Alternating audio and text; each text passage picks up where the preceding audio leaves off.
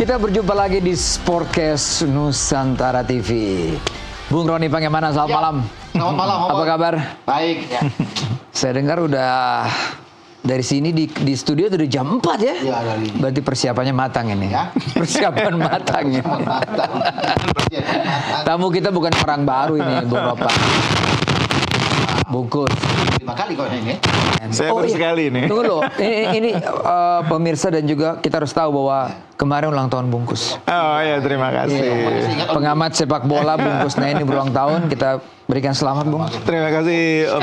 Terima kasih, Om Ropan. Barokah kalau kata orang bilang kan ya. Amin. Panjang umur. Amin. Terus setia juga memandu sepak bola tentunya. Ini baru dari ini 100 stasiun televisi. Back to back.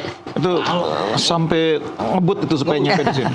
Oke, malam hari ini kita mau bicara review lah ya mengenai dua pertandingan timnas senior dan juga U23 kita.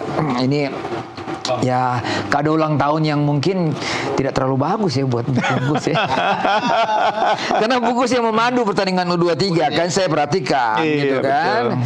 Tapi ternyata kita kalah dari Korea Selatan. Oke. Walaupun memandu tapi masih enak. Masih enak. Bungkus, secara umum ya Anda memandu pertandingan 2 kali 45 menit, mengikuti pertandingan U23 ya kan, pra Piala Asia ini. Oke, secara umum Anda melihatnya seperti apa? Kekurangan apa yang sangat terlihat di tim ini, Bung? Iya, sebetulnya bukan hanya di kualifikasi kemarin. Sebetulnya sejak AFF kemarin kita sudah melihat problem yang sama, kreativitas. Jadi tim ini bisa menguasai bola, bisa ngontrol lapangan tengah. Tapi ketika masuk sepertiga akhir pertahanan, mereka sering buntu gitu loh. Ketika menghadapi lawan yang bertahan dengan jumlah orang banyak, istilahnya parkir bus, mereka nggak tahu bagaimana cara memancing lawan keluar. Ketika mereka menghadapi lawan yang menutup sayap-sayap mereka nggak punya alternatif serangan dari lini tengah langsung ke depan. Jadi ibaratnya kalau kata orang sih serangannya template, jadi mudah dibaca. Yang kedua, serangannya template sehingga mudah diantisipasi, dan ketika menghadapi situasi buntu nggak ada plan B, plan C, plan D-nya gitu. Kalau tim itu kan selalu harus mempersiapkan diri menghadapi lawan manapun, ada kemungkinan lawan sudah tahu apa yang akan dilakukan dan mereka menyiapkan kontra strateginya. Ketika itu terjadi harus ada perubahan taktik berjalan dari plan E ke plan B, plan C dan seterusnya. Nah, yang saya lihat di tim U23 kemarin, kita kurang mampu mengubah situasi di lapangan ketika skenario A tidak berjalan. Oh gitu ya.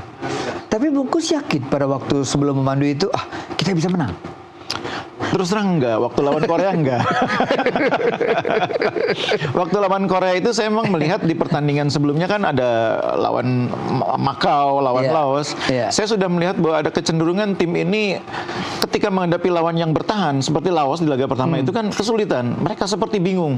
Sehingga akhirnya waktu lawan Laos itu kan mereka banyak eksekusi melalui tendangan dari jarak jauh dari luar kotak penalti. Dan itu tidak terlalu efektif. Jadi kalau menghadapi lawan sekelas Laos, mereka tidak tahu solusi menghadapi pertahanan seperti itu. Apalagi menghadapi lawan yang defense sistemnya lebih bagus ya. Korea memiliki kemampuan itu, defense system yang lebih bagus, fisik yang lebih kuat, style of play yang juga lebih baik, system of play yang lebih rapi. Kita betul-betul kesulitan menghadapi lawan seperti itu. Dan menurut saya ini bukan hal baru karena saya sudah melihat itu sejak di Piala AFF. Sejak Piala AFF sudah terlihat. Iya. Dan yang paling mengkhawatirkan kan situasi di mana kita punya penguasaan bola bagus tapi nggak bisa menghasilkan shot on target. Itu kan situasi yang menyedihkan.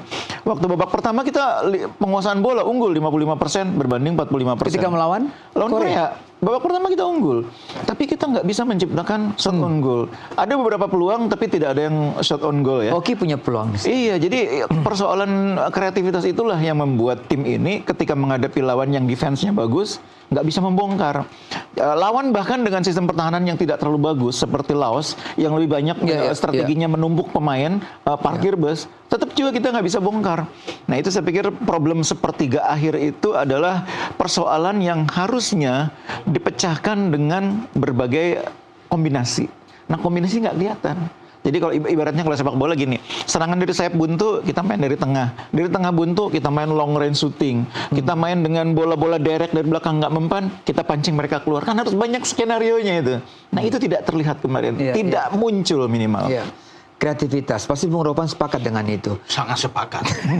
Karena memang itu sudah terlihat dari awal, bukan hanya dalam pertandingan. Mas Gus bilang dari Piala AFF juga itu, dan saya pikir setelah dari situ akan berubah. Kan pelatih yang punya kewajiban itu untuk bisa mengubah, tapi ternyata nggak ada sama sekali perubahan di situ. Kalau penguasaan bola tinggi ya udah tahu, apalagi kita bermain di kandang, mestinya kan yang dipentingkan bagi kita, menurut saya ya, bukan cuma soal penguasaan, tapi bagaimana kita bisa membuat gol. Itu kan yang paling penting. Iya betul. Percuma kita penguasaan bola yang tinggi mau sampai berapa puluh %, tapi tidak bisa membuat gol, itu yang sulit. Dan mungkin gelandang-gelandang kita yang saya lihat kemarin itu tidak ada gelandang-gelandang yang bisa nandol, kecuali Sanadin Faris ya. Itu masih oke lah. Tapi kalau yang kemarin Tony kan itu tipe petarung semua Mas ya. Tony, Robi misalnya di situ kan, Arkan Fikri kan bukan sebagai orang yang bisa mengatur ritme permainan, tahan untuk bisain. Jadi itu yang menjadi kendala saya pikir. Sehingga bola-bola tidak sampai ke depan. Mau Jens Raven di sana atau hoki.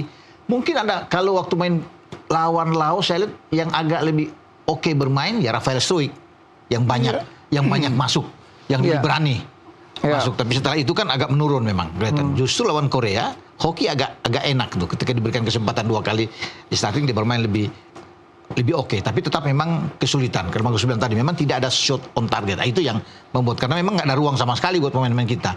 Lawan dengan Laos aja kita ada kebuntuan di sana, tidak cerdas pemain-pemain bagaimana untuk bisa masuk lebih jauh ke dalam, apalagi lawan dengan Korea kan.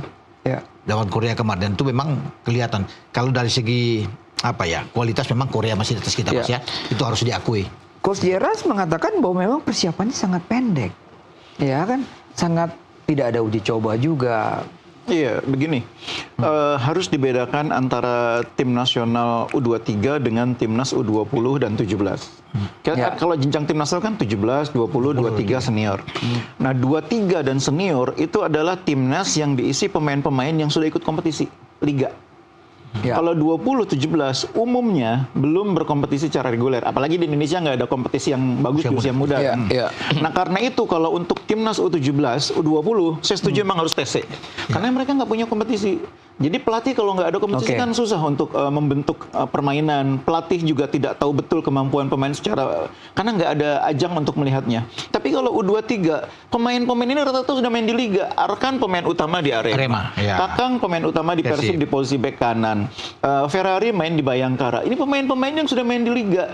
Jadi kalau minta TC kurang tepat. Karena pemain ini sudah main di liga. Jangan lupa juga, mereka ini sudah statusnya pemain profesional yang dikontrak, yang punya kewajiban terhadap klub.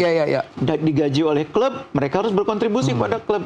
Karena itu kalau tuntutannya adalah TC, nggak cocok buat U23. Kecuali misalkan TC untuk Olimpiade nih, kita udah lolos Olimpiade nih, kita mau main di Olimpiade, TC oke. Tapi kalau dalam kompetisi berjalan, nggak bisa, harus ngikutin ritme yang namanya FIFA Matchday. Ada FIFA Matchday, ada jendelanya, di situ mereka main 2 kali. Ya persiapan seminggu tuh natural kalau di kompetisi, di level internasional ya. Timnas senior pun kan sama. Kalau mau FIFA Matchday itu kan paling sempat mengumpulkan pemain kan paling 2-3 hari pertandingan pertama, 2-3 hari berikutnya pertandingan kedua, habis itu pemain pulang lagi. Cuma punya waktu kurang lebih seminggu. Lain kalau misalkan pertandingannya digelar saat kompetisi sudah selesai. Misalnya akhir Mei atau Juni, itu kan memang kompetisi sudah selesai, pemain punya waktu. Tapi kalau kita mengharapkan pemain U23 harus TC juga, ya kita akan sulit mendapatkan ruang itu. Karena mereka sudah pemain senior, pemain profesional di klubnya. Kalau kita lihat starting line up, ya Bung Ropan ya, yang tadi yang Bung Kusnaini bilang bahwa memang harus karena punya jam terbang yang banyak. Itu sudah terlihat kah? Untuk starting line up ya, ada Doni, ada Arkan Fikri, ya kan, ada Kadek, segala. Itu semua mendapatkan jam yang cukup banyak di klubnya. Oke, Kadek kan di Bali, ya. Tony Firmansyah tuh di Persebaya, main terus. Tony Firmansyah, Tata kan, juga di Persebaya. Jadi rata-rata mereka sudah terbiasa bermain di klub. Ya, bahkan ada beberapa pemain yang di zaman STY juga ikut, ya. Doni Tri, Arkan Fikri, Ferrari, ya Mas. Itu sudah di zaman U23 sebelumnya. Jadi mereka sudah terbiasa. Jadi kalau bilang untuk perlu tes jangka panjang, seperti Mas Kus bilang, memang nggak terlalu ini ya kalau untuk dipakai karena mereka bermain di klub. Tapi memang kalau bisa dilihat Van den Berg ini kan belum pernah menangani tim U23. Ya itu masalahnya dari Van den Berg. Jadi dia baru di Indonesia, kemudian dia ditunjuk sebagai di akademi mungkin Mas sebelumnya. Tapi kalau untuk U23 dia belum. Jadi ketika pegang ini dikasih target. Jadi memang dia sulit. Makanya bilang itu ketika plan A nggak jalan, sebenarnya ada plan B kan. Plan B itu yang dia tidak mampu lakukan. Sebenarnya harus belajar banyak dari kegagalan kita di AFF. Kemudian kita bisa belajar. Kan sudah dapat 2 kesempatan. Tuan rumah semua. AFF tuan rumah kita gagal. Itu kan targetnya harus juara. Sudah di Jakarta, sudah di Jawa Timur. Dan kita dapat jatah itu, kita gagal lagi. Jadi makanya beralasan kalau dia dievaluasi. Karena itu, seorang pelatih kan harus punya plan A, plan B, plan C. Kalau tidak jalan satu ini, ya main dengan plan Bagus, waktu lawan Korea, kan kita cukup dikagetkan juga dengan pemilihan pemainnya. Tata menjadi starting line up ya. Lalu ada Kadek, ada Dion main situ kan. Raihan juga yang tadi Bung Ropan bilang Zainadine juga main. Karena pada waktu melawan Macau tampil bagus. 1 gol 1 assist. Bung Ropan yakin sekali. Oke, terbukti. Tapi secara umum dari 11 pemain yang dipasang ini bagaimana, Pak? Melawan Korea loh. Iya, jadi saya melihat kecenderungan begini. Pertandingan pertama, kedua, ketiga itu tidak ada konsistensi. Tidak ada konsistensi. Memang di turnamen seperti itu dengan jeda hanya 3-4 hari memang perlu rotasi. Itu oke lah itu. Tapi persoalannya harus ada konsistensi. Jadi istilahnya ada kerangka tim yang dipertahankan dan kerangka tim itulah yang akan membangun sistem permainan yang akan menjadi tulang punggung tim. Nah, saya melihat itu tidak terjadi. Coach Van den Berg kalau menurut saya mungkin benar dia tidak terlalu mengenali pemainnya, tidak terlalu mengenal pemain secara keseluruhan. Jadi karakternya Ferrari seperti ini, karakternya Kadek Ariel begini, jadi itu yang membuatnya kemudian dari satu pertandingan ke yang pertandingan berikutnya, ke yang berikutnya tuh nggak punya kesinambungan formasi, kesinambungan skema. Bahkan kalau mau jujur nggak ada kesinambungan system of play. Saya sudah melihat waktu di Piala AFF itu dia kebingungan sekali ketika kehilangan Arhan Fikri. Betul kebingungan karena cedera. Itu dia mencoba memainkan Donitri sebagai playmaker. Dia mencoba memainkan Hanan juga nggak jalan semua. Ya oke lah mungkin dia bisa beralasan bahwa materi pemainnya memang tidak sekuat waktu ST ya, di mana waktu itu ada Ivar Jenner dan sebagainya. Oke. Tapi kan setiap kelompok usia muda itu kan memang akan selalu ada pergantian.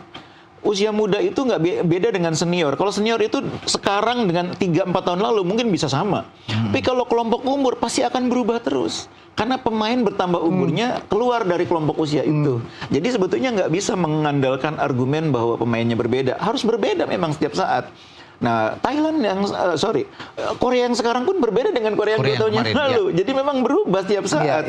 Nah, itulah sebabnya makanya saya bilang Coach Van den Berg kalau menurut saya mungkin terlalu cepat diberi kepercayaan menangani tim U23 pada saat dia belum terlalu memahami kultur sepak bola Indonesia. Oke, bungkus saya stop dulu.